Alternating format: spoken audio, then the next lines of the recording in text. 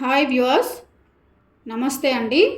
ఈ వీడియోలో బుగ్గ రామలింగేశ్వర స్వామి ఆలయం గురించి కొన్ని విషయాలు నేను మీతో షేర్ చేసుకుంటాను.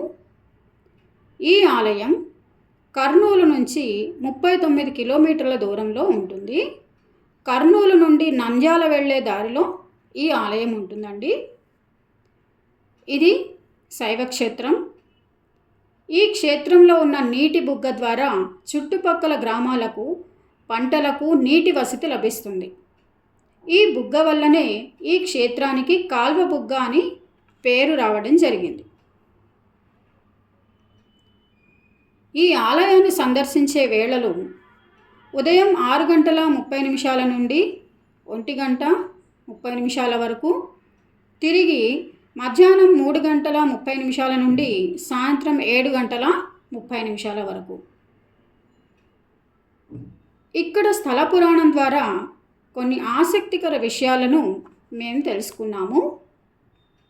అవి మీతో షేర్ చేస్తాము.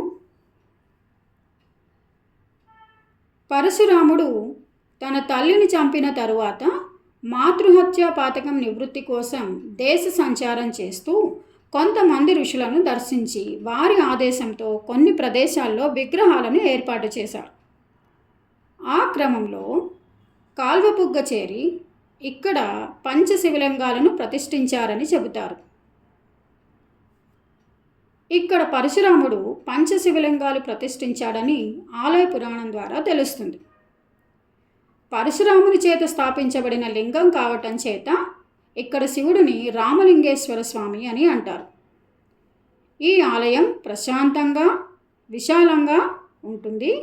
ఇక్కడ ఆలయ చరిత్రను తెలియజేసే ఒక బోర్డు ఉంటుందండి. ఇది ప్రధాన ద్వారం ఆలయంలోకి.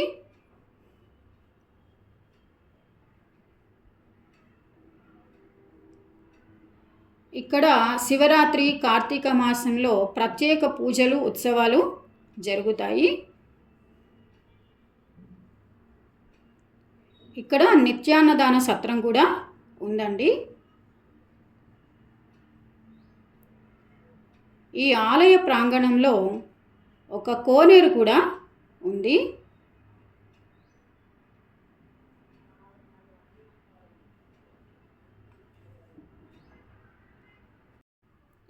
ఈ ఆలయంలో ఫోటోలు, వీడియోలు తీయడానికి అనుమతి లేదండి.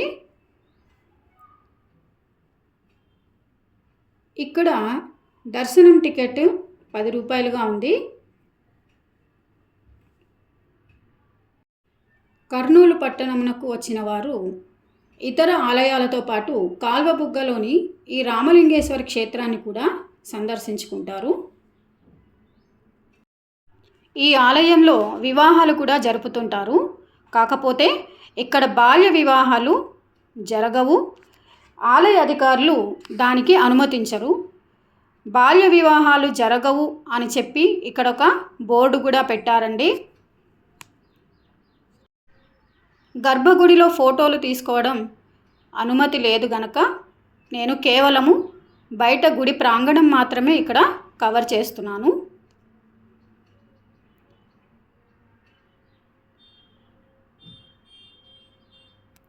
ఈ విధంగా మెట్ల గుండా వెళ్తే ఇక్కడ ఒక కోనేరు అనేది ఉంటుందండి.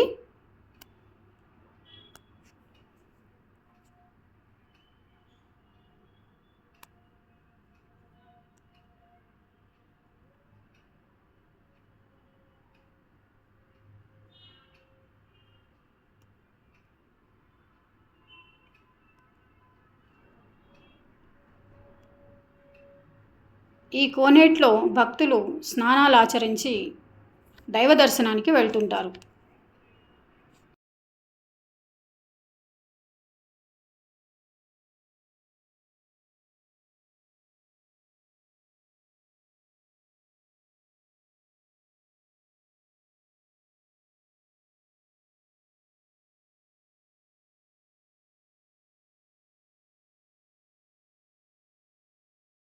ఇక్కడ మీరు గమనించినట్టయితే బాల్య వివాహం నేరం, చట్ట ప్రకారం శిక్షార్హం కాబట్టి ఈ దేవాలయంలో బాల్య వివాహాలు జరిపింపబడవు అని బోర్డు ద్వారా ప్రజలకు తెలియజేయడం జరిగింది. ఇక్కడ ఉన్నవి దర్శనం టికెట్ మొదలగున సేవలకు సంబంధించిన చెల్లించాల్సిన రుసుము అండి.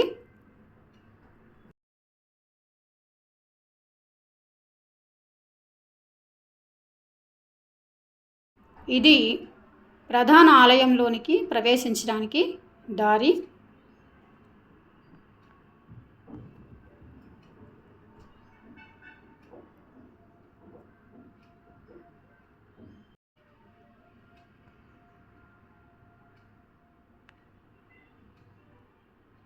ఇక్కడ ఇంకొక ప్రత్యేకత ఏంటి అంటే, ఇక్కడ గర్భగుడిలో ఉన్న శివలింగానికి ఎదురుగా 2 నందులు ఉంటాయండి.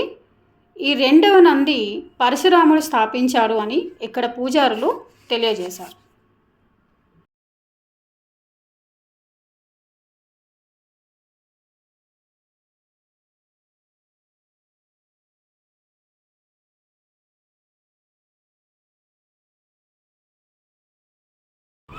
ఇక్కడ 2 నందులు ఉన్నాయి. అయ్యగారిని అడిగాను 2 నందులు ఉన్నాయి ఏంటండి అని. ఇది పరశురాములు ప్రతిష్ఠించారని చెప్పారు అయ్యగారు.